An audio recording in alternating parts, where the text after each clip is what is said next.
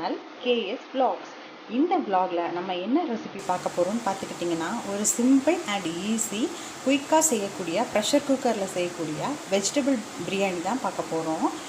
இந்த வெஜிடபிள் பிரியாணி பார்த்திங்கன்னா நம்ம ரொம்ப ஈஸியாக செஞ்சிடலாம். வீட்டில் இருக்கக்கூடிய இன்க்ரீடியன்ஸை வச்சு செஞ்சிடலாம்.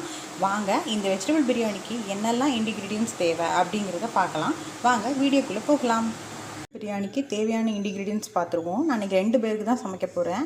அதனால் பார்த்திங்கன்னா கேரட் 1 எடுத்திருக்கேன், பச்சை பட்டாணி, சோயா பீன்ஸு, அதுக்கப்புறம் பீன்ஸு, அப்புறம் இஞ்சி பூண்டு பேஸ்ட்டு, வெங்காயம், 2 டேபிள் ஸ்பூன் தயிர், அப்புறம் 1 கப் பாஸ்மதி அரிசி எடுத்து தண்ணியில் 1/2 அன் ஹவர் ஊற வச்சுருக்கேன்.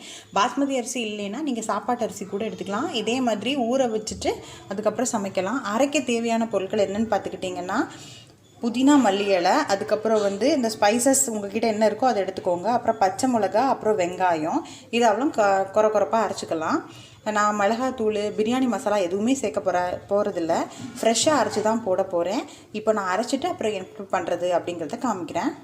குக்கர் வச்சு 2 டேபிள் ஸ்பூன் எண்ணெய், அதுக்கப்புறம் 1 டேபிள் ஸ்பூன் நெய் ஊற்றிருக்கேன். அது நல்லா ஹீட் ஆகிடுச்சு. இப்போ ஃபஸ்ட்டு வெங்காயத்தை ஆட் பண்ணிக்கலாம். வெங்காயம் கோல்டன் ப்ரௌனாக வரணும் அப்படிங்கிறதெல்லாம் இல்லை, ஓரளவுக்கு வதங்கினாலே போதும். லைட்டாக இப்படி கிண்டி விட்டுட்டுருங்க. பார்த்திங்கன்னா எனக்கு பெரிய குக்கர் தான் யூஸ் பண்ணியிருக்கேன். 2 பேருக்கு தானே நீங்கள் நினைப்பீங்க. எதுக்குன்னா சின்ன குக்கர் யூஸ் பண்ணோன்னா சில டைமில் தண்ணி அவ்வளோவுமே வெளியே இதாகுது, குக்கர் பெல்ட்டு சரியில்லாதனால. அதனால தான் அந்த பெரிய குக்கர் யூஸ் பண்ணியிருக்கேன். உங்கள்கிட்ட நீங்கள் சின்ன குக்கர் வச்சுருந்தீங்கன்னா நீங்கள் அது கூட யூஸ் பண்ணிக்கலாம். பிரியாணி பார்த்திங்கன்னா வாரத்தில் ஒரு நாளாவது கண்டிப்பாக செஞ்சு சாப்பிட்ணும்.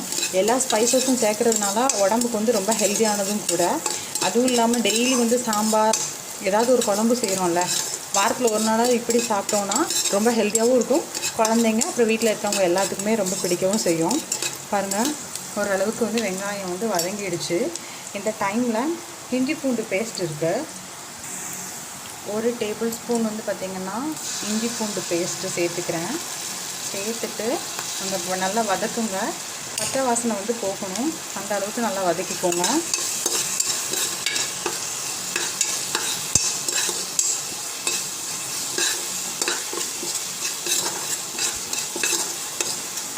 இந்த டைமில் ஒரு 1/2 டீஸ்பூன் மஞ்சத்தூள் சேர்த்துக்கோங்க. மஞ்சத்தூள் எல்லா சாப்பாடுலேயுமே சேர்க்குறது நல்லது. மஞ்சத்தூள் சாப்பிட்டா, அதாவது நம்ம உடம்புல சேர்த்தோம்னாக்கா நமக்கு நோய் எதிர்ப்பு சக்தி அதிகமாக கிடைக்கும். நான் இதில் மஞ்சத்தூளை தவிர்த்து வேறு எந்த பொடியுமே சேர்க்க போகிறதில்ல. ஃப்ரெஷ்ஷாக ப்ரிப்பேர் பண்ண மசாலா பொடி மட்டும்தான் நம்ம சேர்க்க போகிறோம். நல்லா இப்படி வதக்கி விட்டுருங்க. இந்த டைமில் நம்ம ஏற்கனவே சொல்லியிருந்தோம்ல, அரைச்சி வச்ச அந்த பேஸ்ட்டை சேர்த்துக்கிறோம். என்னெல்லாம் அரைச்சிருக்கோன்னா, மல்லி இலை, அதுக்கப்புறம் புதினா இலை, பச்சை மிளகா, 2 சின்ன வெங்காயம், சோம்பு, பட்டை, பிரிஞ்சி இலை, அன்னாசி முக்கு, கிராம்பு, ஏலக்காய், இதெல்லாம் சேர்த்துருக்கோம். இதெல்லாம் சேர்த்து அரைச்சிக்கிட்டு போட்டிருக்கோம். நல்லா பச்சை வாசனை போகணும். இப்போவுமே பார்த்திங்கன்னா உங்களுக்கு ஒரு நல்ல ஸ்மெல் கிடைக்கும். உங்கள்கிட்ட இந்த என்ன ஸ்பைசஸ் இருக்கோ அதை வச்சு நீங்கள் இந்த மசாலா ரெடி பண்ணிக்கலாம். நம்ம கடையில் வாங்கின பிரியாணி மசாலா போடுறத விட இந்த மாதிரி போடுற டைமில் நம்மளோட பிரியாணி ரொம்ப டேஸ்ட்டாக இருக்கும். இப்போது நல்லா வதங்கிடுச்சு. இந்த டைமில் காயெல்லாம் ஆட் பண்ணிக்கலாம். பீன்ஸு, அதுக்கப்புறம் கேரட்டு, பச்சை பட்டாணி, மீன் மேக்கர், இவ்வளோ தான் நம்ம இன்றைக்கி சேர்க்குற போகிற காய். உங்கள்கிட்ட எது இருக்கோ ஆப்ஷனல் அது சேர்த்துக்கோங்க. இதுதான் சேர்க்கணும், இதுதான் சேர்க்கக்கூடாதுலாம் கிடையாது. இதை நல்லா ஒரு பரட்டி விடுங்க. இந்த ஸ்டேஜில் கொஞ்சமாக உப்பு போட்டு நல்லா வதக்க விடுங்க. ஏன்னா உப்பு ஃபஸ்ட்டே நம்ம அதிகமாக போட வேணாம். கொஞ்சமாக போட்டுட்டு தண்ணி ஊற்றி இது ஒரு கொதி வந்த உடனே பார்த்துட்டு தான் நம்ம அரிசி போடுவோம். அந்த டைமில் உப்பு பத்தலைன்னா போட்டுக்கலாம். இது கொஞ்சம் நல்லா வதக்கி விடுங்க. இப்போ தேவையான உப்பு போட்டிருக்கேன்.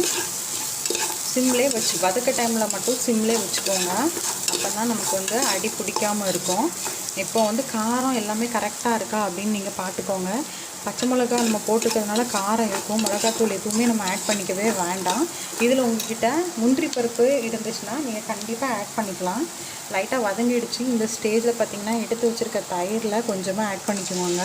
உங்களுக்கு புளிப்பு எவ்வளோ வேணுமோ அதுக்கு தகுந்த மாதிரி ஆட் பண்ணிக்கோங்க. 2 டேபிள் ஸ்பூனே போதுமானது. எதுக்காக தயிர் நம்ம ஆட் பண்ணுறோன்னா, ஒரு புளிப்பு சுவை மட்டும் இல்லாமல் இந்த பிரியாணிக்கு ஒரு ரிச் டேஸ்ட்டை கொடுக்குறதே இந்த தயிர் தான். அதனால தான் தயிர் ஆட் பண்ணியிருக்கோம். இப்படி நல்லா கிளறி விடுங்க.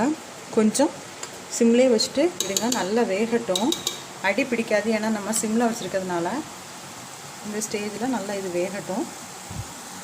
இதில் தான் நான் அரிசி எடுத்தேன். அதனால் இப்போ நான் வந்து பார்த்திங்கன்னா 1 கப் அரிசி தான் எடுத்திருக்கேன். இதுக்கு 1 கப் அரிசிக்கு பார்த்திங்கன்னா இந்த கப்புக்கு 2 கப் தண்ணி போதுமானது.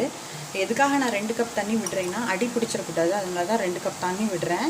நான் இப்போ பார்த்திங்கன்னா தண்ணி ஆட் பண்ணிவிட்டு ஒரு 2 செகண்ட் வந்து அந்த தண்ணி கொதிக்க விட போகிறேன். கொதிக்க விட்டால் தான் நமக்கு வந்து இந்த மசாலாலாம் நல்லா வேகும். அப்புறம் நம்ம ஒரு விசில் தான் விட போகிறோம் பாஸ்மதி அரிசினால். அதனால் இது வந்து இந்த காயெல்லாம் வேகாமல் இருக்கும். அதனால் ஒரு கொதி விட போகிறேன். பாருங்கள், 2 கப் தண்ணி ஆட் பண்ணியிருக்கேன். இந்த 2 கப் தண்ணியே போதுமானது. இது நல்லா இப்போ கொதித்து வரட்டும். பாருங்கள், நல்லா கொதித்து வந்துட்டு இந்த ஸ்டேஜில் அரிசியை வந்து அதில் ஆட் பண்ணிக்கிறேன். கொஞ்சம் கொஞ்சமாக ஆட் பண்ணிக்கோங்க. நான் ஆட் பண்ணிட்டேன். பாருங்கள், கொதித்து வந்துட்டுருக்கு. லைட்டாக கிளறி விட்டு இந்த ஸ்டேஜில் உங்களுக்கு உப்பு, உரப்பு, அதாவது காரம் எல்லாம் போதுமானு பார்த்துக்கோங்க. காரம் பத்தலைன்னா நீங்கள் மிளகாத்தூள் சேர்க்க வேண்டாம். அதுக்கு பதிலாக ஒரு பச்சை மிளகாய் வெட்டி போட்டிங்க, அதாவது கீரி போட்டிங்கன்னா காரம் வந்து கரெக்டாக இருக்கும். எனக்கு காரம் எல்லாமே கரெக்டாக தான் இருக்குது. இது குழந்தைங்களுக்குனால காரம் கம்மியாக தான் போட்டிருக்கேன். இப்போ நல்லா கொதித்து வருது. இந்த ஸ்டேஜில் வந்து குக்கரை வந்து மூடி போட்டு மூடிடலாம். மூடிட்டு ஒரு விசில் வர வரைக்கும் வெயிட் பண்ணிவிட்டு அதுக்கப்புறம் எப்படி இருக்குங்கிறத நான் உங்களுக்கு காட்டுறேன். இப்போவும் நான் மூடி போட்டு மூடிட்டேன். இப்போ வந்து இது ஒரு விசில் வரணும். அது வரைக்கும் கொஞ்சம் வெயிட் பண்ணுங்கள். இப்போ இதனோட ப்ரெஷர் லிட்டை நம்ம போட்டுடலாம். பாருங்கள், குக்கரை மூடி போட்டு மூடியாச்சு. ஒரு விசில் வரது வரைக்கும் வெயிட் பண்ணிவிட்டு அதுக்கப்புறம் நம்மளுடைய பிரியாணி எப்படி வந்திருக்கு அப்படிங்கிறத நம்ம பார்க்கலாம். விட்டு அடுப்பை ஆஃப் பண்ணிட்டேன். இப்போ வந்து பிரியாணி பாருங்கள், நல்லா அழகாக ரெடி ஆகிடுச்சு. இதை வச்சு லைட்டாக கரண்டி வச்சு இப்படி மேலிட்டால் எடுங்க, இல்லாட்டி அரிசி ஃபுல்லாகவுமே உடஞ்சிரும்.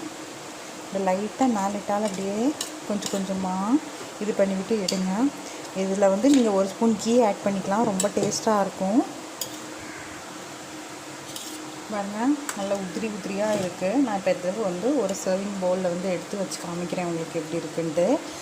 இதுக்கு வந்து நீங்கள் ரைத்தாவோ இல்லை எக்கு கிரேவியோ இல்லை பன்னீர் கிரேவி இல்லை சிக்கன் குழம்பு கூட வச்சு சாப்பிட்லாம். ரொம்ப டேஸ்ட்டாக இருக்கும். ஒன்றுமே இல்லை அப்படின்னா கூட அப்பளம் கூட நீங்கள் போட்டு சாப்பிட்டுக்கலாம். பாருங்கள், பிரியாணி ரொம்ப டேஸ்ட்டாகவும் ரொம்ப ரிச்சாகவும் ரெடி ஆகிடுச்சு. ஈஸியாக நம்ம பண்ணி கொடுத்துர்லாம். உங்களுக்கு கண்டிப்பாக இந்த வீடியோ பிடிக்கும்னு நம்புகிறேன். வீடியோ பிடிச்சிருந்ததுன்னா லைக் பண்ணுங்கள். மறக்காமல் இந்த வீடியோவை உங்களுக்கு பிடிச்சிருந்துச்சுன்னா உங்கள் ஃப்ரெண்ட்ஸ் அண்ட் ஃபேமிலிக்கு வந்து ஷேர் பண்ணுங்கள். என்னோடய சேனலை ஃபஸ்ட் டைமாக பார்க்குறவங்களா இருந்ததுன்னா மறக்காமல் சப்ஸ்கிரைப் பண்ணுங்கள். பக்கத்தில் இருக்க பெல் ஐக்கானையும் ப்ரெஸ் பண்ணிடுங்க. தேங்க்ஸ் ஃபார் வாட்சிங்.